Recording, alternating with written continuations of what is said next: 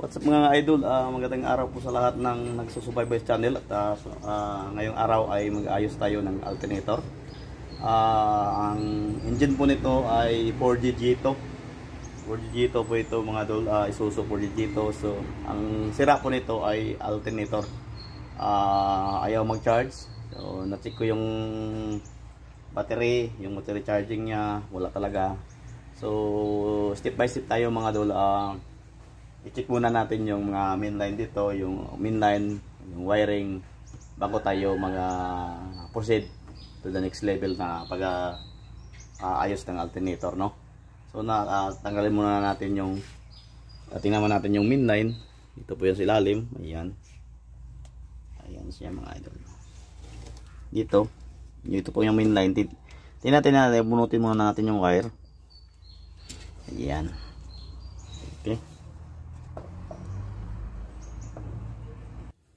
So ito na mga idol, ito na pong yung socket, no, sa alternator. Check natin, dalawa po ang live dito, yung steady live at saka yung sa ating, yan, umilaw na din. Tapos yung isa, yung steady live natin, ayan, umilaw. Check natin ang main line, ayan mga idol, umilaw mga idol. So it means nasa loob ang sira sa alternator po. So okay yung ating linyada. So ngayon next natin na move ay tanggalin natin yung alternator dito, no? Medyo pahirapan to pagtanggal, pero kailangan tanggalin natin kasi para makita natin yung mga sira doon, yung sira sa sira sa alternator. Ito na mga dul ay tanggalin natin yung alternator. Ito po mga idol ay gagawin natin, tanggalin yung vacuum pump una, mga siya.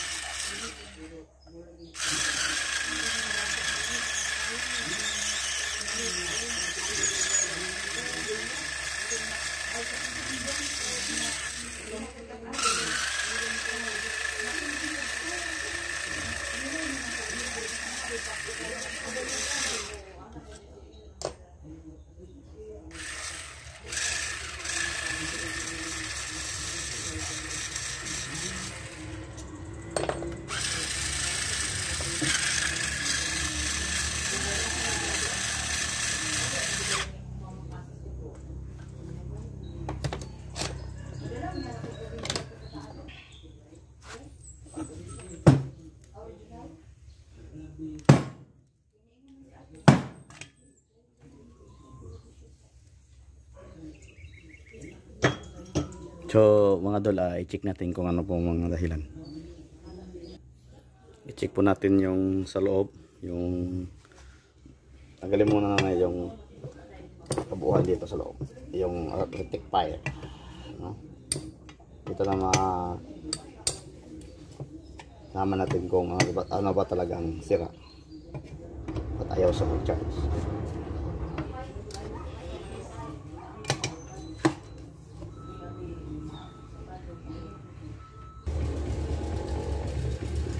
Tanggalin muna natin yung IC mga idol para makita natin kung ano bang, kung okay pa ba yung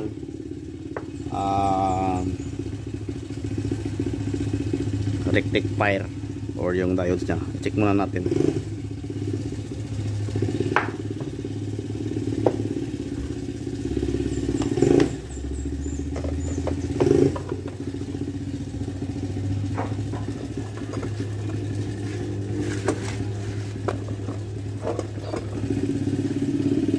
So naka-extend tayo. X100, ayan. Okay, una natin ang gagawin ay yung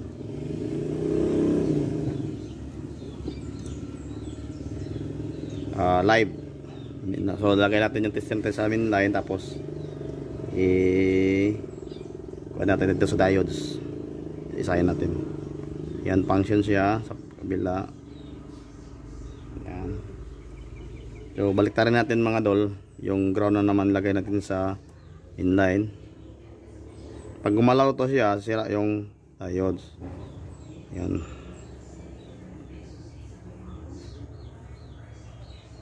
Wala. Okay. So ngayon mga dol, yung tester natin ng ground, lagay natin dito sa ground. Same na one pa rin yan. Okay, gumalaw. Gumalaw. Wala, okay. Balik natin mga dol, yung ground, yung positive natin, lagay natin yan sa ground. So ayan lang mga dol, nakalagay na yan, oh. Ayan. Tapos subukan natin, pag gumalaw to siya, sira po ang diodes. So wala, hindi ko galaw. Ayan, walang gagalaw. So ngayon yung diodes na maliit dito, may 3 diodes dyan. Tingnan natin kung papunction mo yan.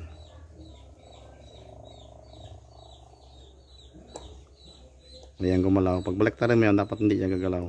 Ayan. Ayan, gumalaw siya. Pag baliktarin, wala. So gumalaw rin, wala. Okay, so means okay yung rectifier at saka yung stator dito.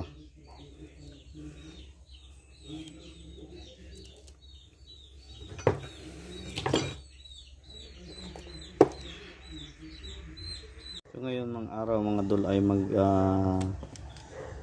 try tayo kung paano ma-detect or malaman natin kung sira ba yung IC regulator natin. So ito yung luma at ito yung bago. So unahin muna natin yung bago pag test, no. So ilagay natin dito sa carbon bus yung positive at yung negative dito natin lagay sa socket. Diba walang function po mga dol. So ngayon tingnan natin, balik na rin yung ground dito mga dol. Ayan, naka-ground yan. So dito yung live natin. So yan, function siya mga dol, no. Pagbalik na rin, wala po siyang function. So ito po yung luma niya. Yan ganyan. So yan, no. Pa-function yan, balik na rin natin. So yan, no, function siya. It means continuity, mayroon po ng sira sa loob. Sira po yung, ito po yung bago. Bago natin na IC regulator. Wala pong sira siya. Bago kasi. So, dapat dito tayo ito lang ang itis natin, yung dalawa lang yung sa carbon bus at saka dito sa socket. Yan, pag naka-ground, naka-live, yan ang mangyari. Pag naka-live, naka-ground, wala po, diba? So ito yung isa, kahit balik ka rin natin yan, papunction yan, no. So sira to. So yan lang po ang ma-share ko sa inyo sapagkat subok kung sira pa o hindi yung IC regulator. Okay mga dol, ito na po yung resulta ng ating trabaho sa alternator, no. So paki RPM sir, RPM mo sir. Ayan, ayan.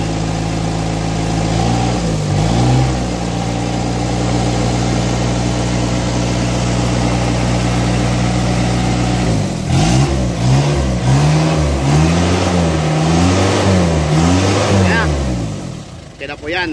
So medyo mataas po yung karga, charging niya kasi yung battery po